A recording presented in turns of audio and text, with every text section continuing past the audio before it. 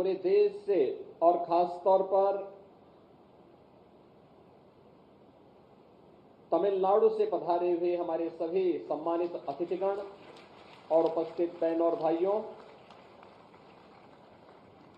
मैं सबसे पहले अयोध्या धाम में श्री रामनाथ स्वामी मंदिर की स्थापना का संकल्प लेने वाले हमारे ग्रेट स्पिरिचुअल सेंट सैया जी को हृदय से अभिनंदन करता हूं, स्वागत करता हूं। विश्व हिंदू परिषद के अपने महामंत्री सम्मान्य चंपत राय जी को, गोपाल जी को और अन्य पदाधिकारियों को कि प्रभु के भव्य मंदिर निर्माण के कार्य के पूर्व श्री रामनाथ स्वामी का विराजमान होना और उनकी कार्यशाला में विराजमान होना यह अत्यंत आनंद का क्षण है। मैं इसके लिए उन्हें भी हृदय से अभिनंदन करता हूं। अयोध्या धाम और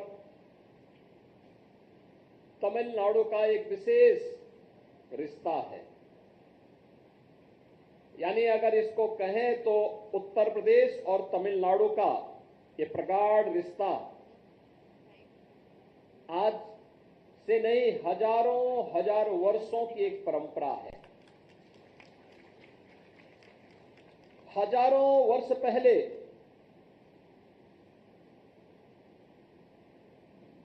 मर्यादा पुरुषोत्तम प्रभु श्री राम, जो श्री हरि विष्णु जी के एक अवतार थे,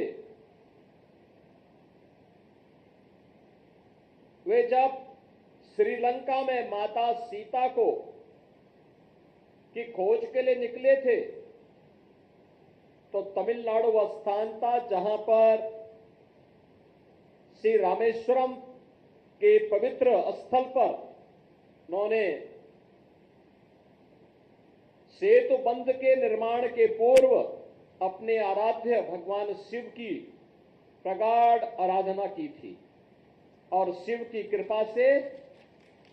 सेतु बंध का निर्माण भी होता है। और रामनाथ स्वामी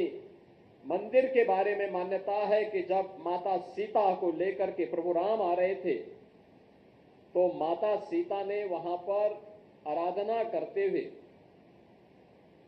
इस संकल्प को आगे बढ़ाने का काम किया था।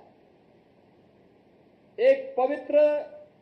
आध्यात्मिक संबंधों के साथ जुड़ते हुए उत्तर से लेकर दक्षिण तक, पूरब से पश्चिम तक संपूर्ण भारत एक है। इस संकल्प के साथ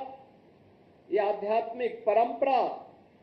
इन सांस्कृतिक और आध्यात्मिक मानबिंदुओं की स्थापना करते हुए आगे बढ़ रही है। और आज अय्या जी ने इस संकल्प को और सुदृढ़ता प्रदान की है कि अयोध्या धाम में श्री रामनाथ स्वामी जी का भी भव्य मंदिर यहां पर बने। ये हमारी मत, संप्रदाय और पंथों की उपासना विधि की अनेकता के बाद भी एक भाव और एक भावना के साथ हम एक भारत श्रेष्ठ भारत के प्रधानमंत्री मोदी जी के संकल्प को ही आगे बढ़ा रहे हैं। और वह संकल्प एक बार फिर से यहां पर देखने को मिल रहा है। बहनों और भाइयों, इससे पहले प्रधानमंत्री मोदी जी की प्रेरणा से काशी में काशी तमिल संगमम के दो महत्वपूर्ण संस्करण संपन्न हो चुके हैं। काशी और तमिल दोनों एक दूसरे के साथ किस रूप में जुड़े हुए हैं, इसके बारे में वहां से आए हुए पूज्य संतों ने, विद्वानों ने और तमिलनाडु से आए हुए अनेक ऐसे महानुभावों ने इस संबंध को एक नई प्रगाढ़ता दी है। और काशी के बाद आज अय्या जी के कारण अयोध्या धाम भी तमिलनाडु के साथ जुड़ चुका है। इसके लिए मैं आपका अभिनंदन करता हूं, हृदय से बधाई देता हूं। ये चीजें दिखाती हैं अय्या जी एक ग्रेट स्पिरिचुअल सेंट है और आध्यात्मिक महत्व के कारण उनके द्वारा किया जाने वाला कोई भी प्रयास उसे एक नई गति देती है, एक नई दिशा देती है। ये एक भारत श्रेष्ठ भारत की परिकल्पना को और मजबूती देने का एक अभियान है। बहनों और भाइयों, यह कार्यक्रम हमारे लिए महत्वपूर्ण इसलिए हो जाता है, एक तरफ हमारे संतों के द्वारा, राष्ट्रीय स्वयंसेवक संघ के द्वारा, विश्व हिंदू परिषद के द्वारा पूरे भारत को जोड़ने का कार्य किया जा रहा है और वहीं दूसरी तरफ अपने राजनीतिक संकीर्णताओं में फंसे हुए कुछ लोगों के द्वारा जब जाति, मत और मजहब के आधार पर समाज को बांटने की कुत्सित चेष्टा की जा रही हो, उन स्थितियों में हमारे लिए श्री रामनाथ स्वामी जी का यह मंदिर, आज का ये कुंभाभिषेक और प्राण प्रतिष्ठा का समारोह एक नई प्रेरणा हो सकता है, एक नई दिशा देने वाला हो सकता है और इससे प्रेरित होकर के हम सब फिर से एक भारत श्रेष्ठ भारत की इस परिकल्पना को साकार करने के लिए अपना प्राणपण से कार्यक्रम को आगे बढ़ाएंगे। इस विश्वास के साथ आज हम सब यहां पर एकत्र हुए हैं। मैं अभिनंदन करूंगा अय्या जी का, जिन्होंने लगातार इस दिशा में नए नए प्रयास प्रारंभ किए हैं और अपने प्रयासों के माध्यम से न केवल अपनी आध्यात्मिक साधना को बल्कि इसके माध्यम से उन्होंने भारत की एकता के लिए, एकात्मता के लिए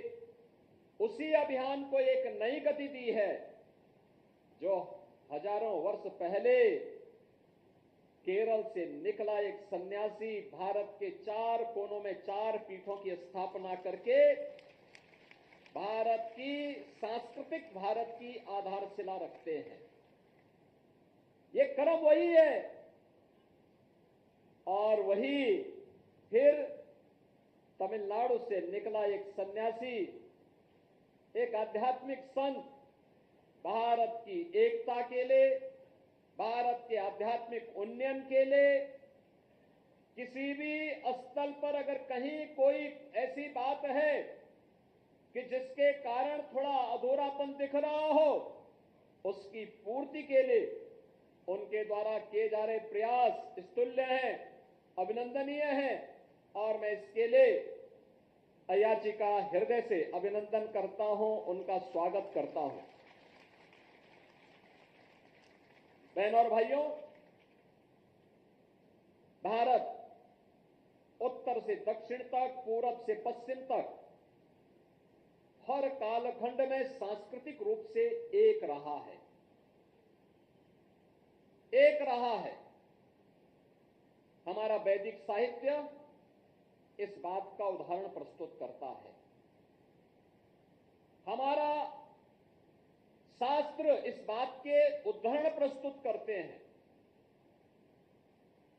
भारत की संतों की परंपरा और हमारे धर्मस्थल इन बातों के प्रमाण हैं। हमने किसी भी कालखंड में सरकारें अलग अलग रही हो, लेकिन भारत की सांस्कृतिक और आध्यात्मिक एकता को कहीं भी खंडित नहीं होने दी और यह इसलिए क्योंकि भारत की ऋषि परंपरा ने, भारत के संतों की परंपरा ने आध्यात्मिक और सांस्कृतिक जागरण के माध्यम से इसे पूरी मजबूती प्रदान की है। आज उसी मजबूती को प्रदान करने के लिए तमिलनाडु से यहां पर अय्याजी अयोध्या धाम में आए हैं। अयोध्या धाम में उनका आगमन श्री रामनाथ स्वामी जी के इस भव्य मंदिर के निर्माण के कार्यक्रम को आगे बढ़ाना, मेरा यह मानना है कि अब मर्यादा पुरुषोत्तम प्रभु श्री राम का भव्य मंदिर बनने में, पूरा मंदिर बनने में बहुत देर नहीं लगने वाली है। यह काम तीव्र गति से चल रहा है। मंदिर ट्रस्ट इस कार्यक्रम को बहुत अच्छे ढंग से आगे बढ़ा रहा है। आदरणीय प्रधानमंत्री जी ने 22 जनवरी को रामलला के प्राण प्रतिष्ठा समारोह को अपने करकमलों से संपन्न किया है। समाज का पूरा नेतृत्व वर्ग उस अवसर पर अयोध्या धाम में था और अब तक 3 करोड़ से अधिक श्रद्धालुजनों ने 5 सदी के बाद अयोध्या में फिर से विराजमान हुए रामलला को अब तक दर्शन करके उनका आशीर्वाद भी प्राप्त किया है। मेरा यह मानना है कि अब अयोध्या धाम पूरी एक नई गति के साथ दुनिया की सबसे आध्यात्मिक और सुंदरतम नगरी के रूप में स्थापित होकर के पूरे सनातन धर्मावलंबियों के लिए एक नई प्रेरणा और प्रकाश का केंद्र बिंदु बनकर के उभरेगा। आज के इस अवसर पर एक बार फिर से मैं सरदेव भैयाजी का, सरदेव अय्याजी का, पूज्य संतों का और तमिलनाडु से आए हुए आप सभी उपस्थित श्रद्धालुजनों का, महानुभावों का हृदय से स्वागत करता हूं, अभिनंदन करता हूं और मुझे पूरा विश्वास है कि श्री रामनाथ स्वामी मंदिर का यहां पर कुंभाभिषेक और प्राण प्रतिष्ठा का यह समारोह आदरणीय प्रधानमंत्री जी के एक भारत श्रेष्ठ भारत के इस संकल्पना को और मजबूती देगा। आप सबके इस आयोजन के प्रति मेरी मंगलमय शुभकामनाएं हैं। धन्यवाद। जय हिंद।